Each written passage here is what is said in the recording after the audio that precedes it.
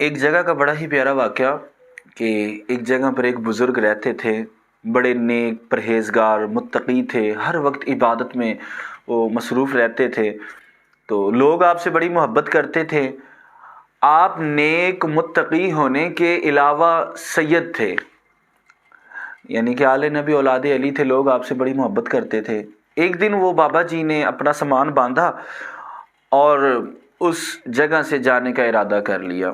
اب لوگ اکٹھے ہو کے آگے آپ کے پاس آئے اور آپ کو بڑا روکا کہ حضور آپ نہ جائیں، آپ کے یہاں رہنے سے یہاں پر الحمدللہ بڑی برکت ہے۔ تو بزرگوں کی ضد تھی کہ نہیں میں نے جانا ہے۔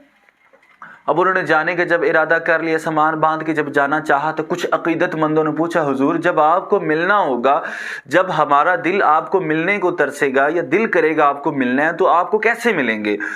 تو بزرگوں نے فرمایا کہ جب مجھے ملنا چاہو تو جھوٹوں کے محلے میں آ جانا، میں اپنا جو ڈیرا ہے، اپنا جو گھر ہے وہ جھوٹوں کے محلے میں لگانے جا رہا ہوں۔ لوگ بڑے حیران ہوئے کہ یہ جھوٹوں کا محلہ کیا مطلب، کوئی آج کے دور میں کوئی جھوٹ بول لے تو کوئی مانتا ہی نہیں ہے کہ میں نے جھوٹ بولے ہیں، تو یہ بابا جی کیا کہہ رہے ہیں۔ خیر بابا جی چلے گئے، کچھ دیر بعد وہ مریدین کا بڑا دل کیا بابا جی کو ملنے کا۔ اب سب نے پروگرام بنایا، ایک گروپ وہاں سے نکلا بابا جی کو ملنے کے لیے۔ وہ جس جگہ بابا جی نے بتایا تھا کہ فلاں شہر میں جھوٹوں کا محلہ ہے، میں وہاں پر رہوں گا، وہ لوگ آئے۔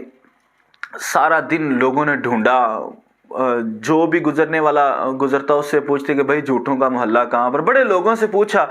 جب وہ کسی سے پوچھتے کہ جھوٹوں کا محلہ کہاں پر ہے تو لوگ بڑے حیران ہوتے کہ یہ کیا بات کر رہے ہیں۔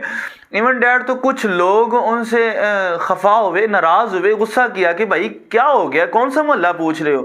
خیر وہ بڑے پریشان ہوئے، پریشان ہو کر تھک ہار کے نا وہ پسینے میں شرابور ہو گئے اور شہر سے باہر آئے۔ شہر کے باہر ہی قبرستان تھا، وہاں پر تھک ہار کے بیٹھے تھے کہ کیا دیکھتے ہیں کہ ایک بزرگ ہیں جو قبرستان میں قبروں والوں کے ساتھ محو گفتگو ہیں۔ جب ان لوگوں نے غور کیا تو وہ وہی سید بزرگ تھے جو ان کے پاس رہتے تھے۔ اب جیسے کسی پیاسے کو پیاس لگی ہو اور اس کو پانی نظر آ جائے، جیسے وہ دوڑتا ہے ویسے وہ لوگ دوڑے، بابا جی کے پاس گئے، بابا جی کے ہاتھوں کا بوسہ لیا اور کہا حضور ہم صبح سے آپ کو ڈھونڈ رہے ہیں، آپ ہمیں کہیں ملے نہیں ہیں، جس سے بھی پوچھتے ہیں جھوٹا کا محلہ کہاں ہے کوئی بتاتا ہی نہیں ہے۔ تو بابا جی نے سرد آہ بھری اور کہا نہ تم سمجھے جھوٹوں کا محلہ، نہ یہ قبروں والے سمجھے جھوٹوں کا محلہ۔ لوگ بڑے حیران ہوئے کہ یہ کیا بات ہے۔ کہا یہ جو قبرستان ہے نا یہ اصل میں جھوٹوں کا محلہ ہے۔